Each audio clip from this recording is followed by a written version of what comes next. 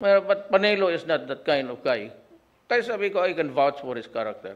I will have to stand by him because it is really the truth and he did what was or what is right. Pag dumating sa iyo, doon mo yun. Kung pagka-DNR, doon yan. Pagka it comes about injustice, ganon, extrajudicial killing, you go to the human rights or to Secretary Guevara. Thank you, sir.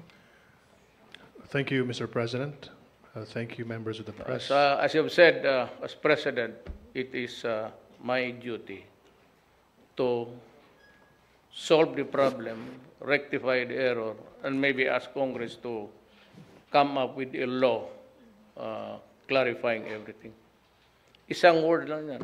One or two words. I think a lot of them have already submitted their amendatory